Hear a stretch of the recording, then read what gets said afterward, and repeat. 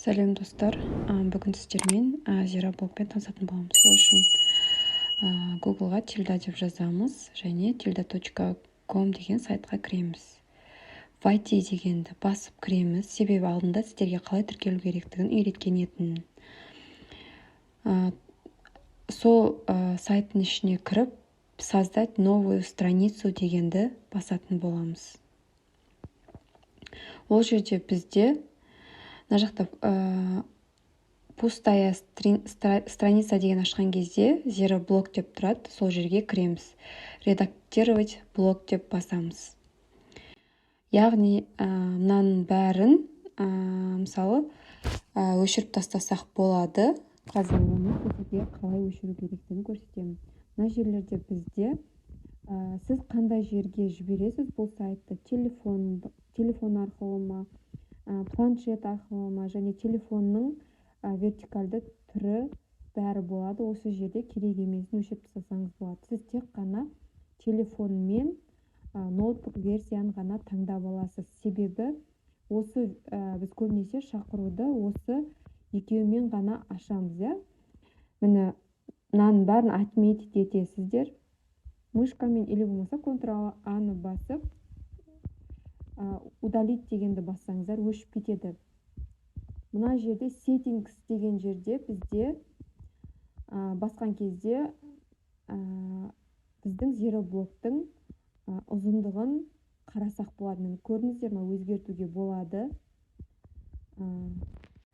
Өздеріңіз қалағандай етіп, оның ұзындығын алсаңыз болады. Мысалы, add text деген жерде түсінікте сіздерге. Ол жерде біз текст жазамыз, текстті өзгертеміз, қалауыңызша текст жазсаңыз болады. Мысалы, мына жерге сіздерге көрсету үшін мен жазып көрсетіп жатырмын. Осылай тойға шақыру деп осылай бастап жазасыздар. Зероблок бұл нулевой блок деп атайды, себебі оны нөлден бастап өзіңіз құрап жасайсыз. Және де тағы да плюсты басып, add image деген жерге сурет қойсақ болады. Яғни қалаған суреттеріңізді зероблокқа скачать етіп қойсаңыз болады. Мына суретті үлкейтуге болады, өзіңіз қалағаныңша етіп. Мына жерде суретті қалай жүктеуді мен сіздерге көрсетіп жатырмын. Егер де мен сіздерге дұрыс айтпасам, кешірім сұраймын. Осы жерде сурет жүктеуге болады. Қалаған суреттеріңізді алып, осылай жүктеп қойсаңыздар болады. Міне, осылай суретті жүктеуге болады. Бұл жерге, мысалы, PNG форматтағы суреттер қалағаныңызша скачать етсеңіздер болады, чтобы мен сіздерге көрсету үшін бұны көрсетіп жатырмын. Мысалы, осы суретті басқан кезде сіздердің яғни ссылка ашылатындай етіп жасауға да болады. Например, суретті басқан кезде YouTube-тың ссылкасын қойып қоюға болады. URL деген жерге, яғни біз ссылка қойсақ болады. Және де бұған анимация берсек болады. Анимация бұл жерде базовый анимация бар. Не болмаса өзіміз басынан бастап анимация қойып шықсаңыздар болады. Міне, play элемент басқан кезде сізде анимация қалай ойнайтыны көрініп тұрады. Суреттің астында түскенде basic animation деген болады.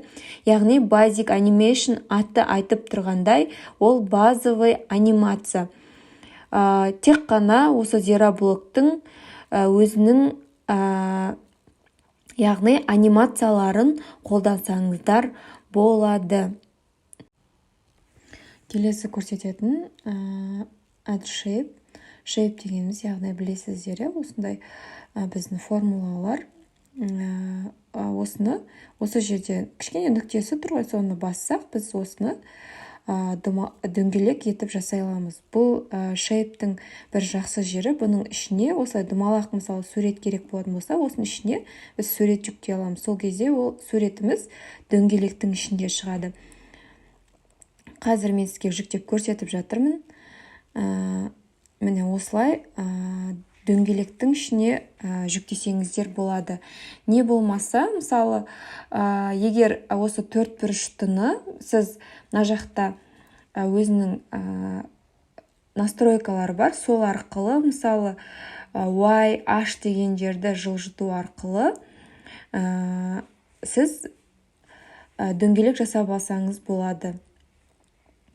Кәдімгі альтты басып, осыны настройка жасап, не болмаса осындай неше түрлі формалар етіп, тек қана бұл шақыруға емес, мысалы, өзіңізге қажетті, мысалы, осындай формаларды сызып, мысалы, әрлеп, басқа да сайттарда жасауға болады. Бұған, мысалы, түс беруге болады, анимация беруге болады.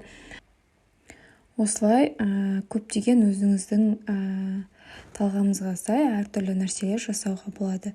Және де мен сізге осы жерде осы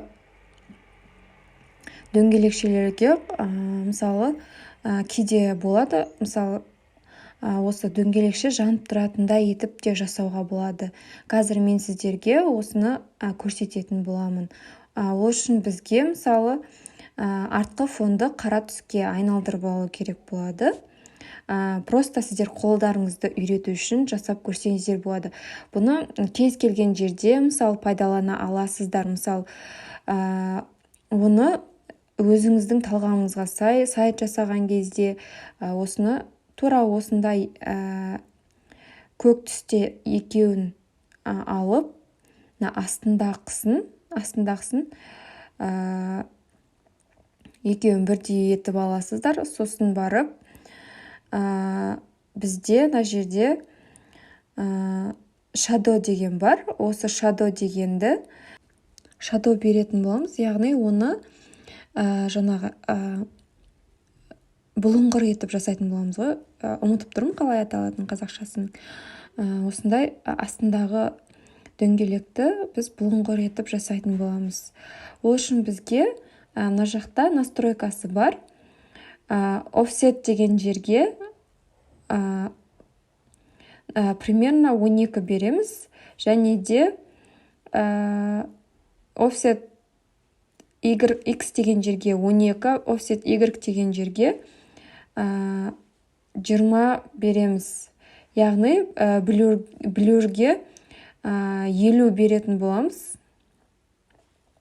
50 өзіңіздің қалағаныңыздай, мысалы, дұрыс шықпаса, өзіңіздің қалағаныңыздай, мысалы, сізге қандай блюр керек, соған қарай сіз оны өзгертетін боласыздар. Шадоның түсін мына жерде мен ақ қылып жасап жатырмын, чтобы ар жағы жанып тұратындай етіп, өзіңіз қалаған түспен қолыңызды үйрету үшін жасап көрсеңіздер болады. Осылай жанатын болады. Мысалы, көрдіңіздер ме? Осындай эффект жасауға болады. Zero блоктың обычный блоктан айырмашылығы осыда. Барлығын өзіңіз нөлден бастап жасасаңыздар болады. Артқы фонды қайтадан өзінің түсіне ендіріп қойдым, чтобы сіздерге көрсеткенге ыңғайлы болу үшін. Енді плюсті басып, бізде баттын деген бар. Яғни баттын дегеніміз ол біздің кнопкаларымыз. Яғни осы кнопканы біз көп жерлерде пайдалансақ болады. Оны да настройкаларымен дөңгелек етіп жасауға болады. Не болмаса, осы жерде жазуын алып өзгертсеңіздер болады. Кнопканың түсін өзгертсеңіздер болады. Егер кнопка керек емес болса, алып тастасаңыз да болады. Мысалы, жіберу. Кейде біз жазамыз ғой, мысалы, тойға келесіздер ма, келмейсіздер ма деген сияқты сұрақ қойған кезде астында жіберу деген осындай кнопка жасап қойсаңыз болады. Мына жерде мен шрифттерін өзгертіп көріп жатырмын. Алдында мен шрифттерді скачать етіп алған болатын. Осы тильдаға шрифттерді келесі сабақтарда қалай жүктеу керек екенін мен сіздерге айтып түсіндіретін боламын. Бірінші осы zero блокты сіз жақсылап түсініп, қолыңызды үйретіп, осы менің істегенімді бірде-бір етіп қайталасаңыз, сізге ары қарай жұмыс істеу өте оңай болады. Ешқандай да қиындығы жоқ. Адам үйренем десе, барлығын жасауға болады. Аласыздар осы zero блокқа кіріп, осылай өзіңіздің қалағаныңызша, өзіңіздің талғамыңызға сай шақыру жасап үйренсеңіздер болады. Бұл информацияларды мен сіздерге теп-тегін беріп жатырмын. Бұны мен оқыған кезде мен өзім ақылы түрде оқыдым. Осы кнопкаға да мысалы жазуын өзгертіп, обводка жасауға болады. Обводканы бордюр деген жерге кіріп, сол жерде бордюрдің түсі тұрады, өзіңіз қалағандай етіп, яғни обводка жасасаңыз болады. Яғни жанына сызық қосу, обводка деген қазақшасын дұрыс айтпасам, ренжімеңіздер. Мысалы, сайз деген жерде сіз оның қандай обводка бересіз, соған қарай. Мысалы, мына жерде 2 деп берсеңіз болады, мына жерде онша қатты көрініп тұрған жоқ. Просто мен сіздерге көрсету үшін жасап жатырмын. Яғни жазуын өзгертуге болады, жазуының түсін өзгертуге болады.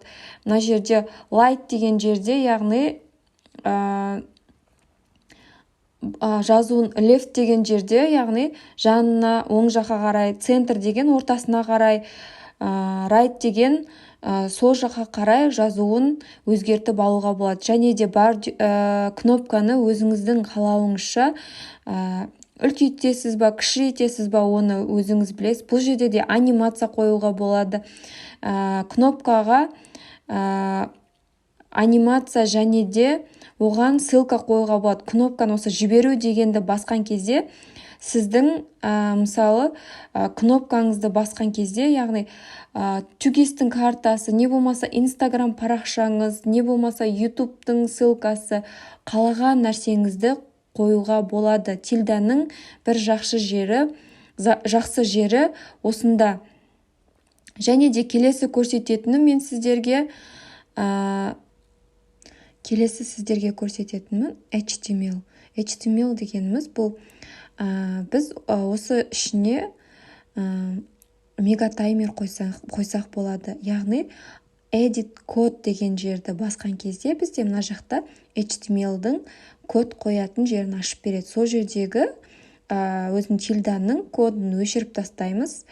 Ол үшін біз Google-ға кіріп, мегатаймер деп жазатын боламыз. Яғни сіздер көріп жүргендеріңіздей шақыруларда бізде мынанша секунд, мынанша минут және мынанша күн қалды деп тұрады ғой, сағат бетіп жылжып тұрады. Соны сіздерге қалай жасалатынын көрсететін боламын. Мегатаймер деген бізде Google-да осындай сағаттың, яғни уақыттың, сағаттың, күннің кодын алатын осындай бізде программа бар. Осы жерде мысалы сіз тойдың болатын күнін, датасын және сағатын осы жерден қойып аласыздар. Сағат мысалы қаншада болады, мен, например, сіздерге көрсету үшін жасап жатырмын. Следующий шаг дегенді басасыз. Осы жерде сізге қайсысы ұнайды, соны алсаңыз болады. Мен бұл жерде просто сіздерге ыңғайлы көрсету үшін жасап жатырмын. Примерно осыны сіздерге ашып көрсетейін. Қазір барлығымыздың көзіміз ашық, қалай жасау керекенін бәрін білесіздер. Сіздерге бір көрсетсе, ары қарай өздеріңіз алып кетесіздер. Осы жерде үлкейтуге, кішірейтуге және түсін ауыстыруға бәрін жасауға болады. Сіздер өздеріңіз толық қарап жасап аласыздар. Өте оңай. Осы жерде мен сіздерге просто кодты алып, қалай HTML-ға қою керектігін мен сіздерге көрсетемін. HTML дегеніміз осы мегатаймердің кодын осы жерге қою үшін арнап жасалған дүние. Опубликовать дегеннен кейін ғана барып біздің жаңа HTML-ымыз көрінетін болады. Открыть страницуден қараңыздар. Осылай біздің мегатаймеріміз осылай қойылады. Яғни мегатаймерден алған кодты біз неге HTML-дің ішінде edit код деген жерге жалғайды екенбіз. Сіздерге барынша түсінікті қылып айтудамын деп ойлаймын. Осы сабақты толық көріп, лайк басуды маған ұмытпаңыздаршы, өтініш. Келесі мен сіздерге түсіндіретінім ат форм, яғни форма толтыратын боламыз. Оны да нөлден бастап жасайтын боламыз.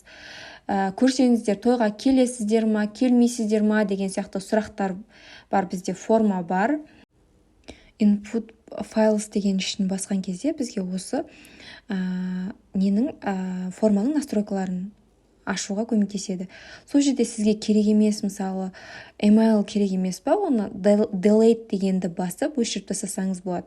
Мына жерге аты или болмаса өзіңіз білесіз. Мына жерге біз қазір input 1 деген жерге біз ат қоямыз ба, соның астын name деген жерді бассаңыздар, сізге қандай, мысалы сұрақ пен жауап керек па, email керек па, почта керек па, телефон керек па, барлығы жазылып тұрады. Мен пока на жерде атын жазам деп қалдырдым. Және record дегенді міндетті түрде басыңыз, себебі record басылған кезде ол сол сұрақты толтырмай, ол жаңағы тильдамыздан шығамайды. Және де info file дегенді бассақ, тағы да екінші біздің өзімізге керекті бөлім ашылады. Яғни мына жерде мен question with answers дегенді бастым. Ағылшынша монша болмаса кешірім сұраймын. Осы жерге өзіңіздің сұрағыңызды қойсаңыз болады. Тойға келесіз бе, или болмаса кіммен келесіз деп, өзіңіз қандай сұрақ қойғыңыз келеді, солай жазсаңыз болады. Және де сұрақ қойған екен, вариантс деген жерге өзіңіздің варианттарыңызды жазып кетсеңіз болады. Міне вариантс деп тұр ғой, осы жерде жазып кетсеңіз болады. Және де one variant of answer деп тұр, или болмаса multiple variants of answer checkbox деп тұр. Яғни сіз сол жерде мысалы бір вариант, или болмаса екі вариант немесе үш вариантты таңдасаңыз, multiple variants дегенді таңдайсыз. Я келемін, жұбайыммен барамын, жұбайыммен. Сосын тағы да өзіңіздің варианттарыңыз болса жазып кетсеңіз болады. Өзіңіз қалай қойғыңыз келеді, солай жазсаңыздар болады. Қарап тұрғандарыңыздай өте оңай, ешқандай бір қиын дүние жоқ. Мен мына жерде я келемін, или болмаса жұбайыммен бармаймын деген 3 вариантты таңдап кеттім.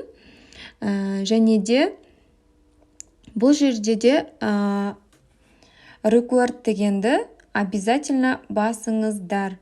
Себебі дегенді басқан кезде бізде жаңағы біздің тильдамызда жасалған сұрақтарымыз, көрдіңіздер ме, осындай бізде форма шығады. Және name деген жерге мен name деп жазғым келіп тұрған жоқ, атыңыз деп, бәрі қазақша болғанын қалаймын, атыңыз деп осылай өзгертсеңіздер болады. Және close update дегенді басамыз.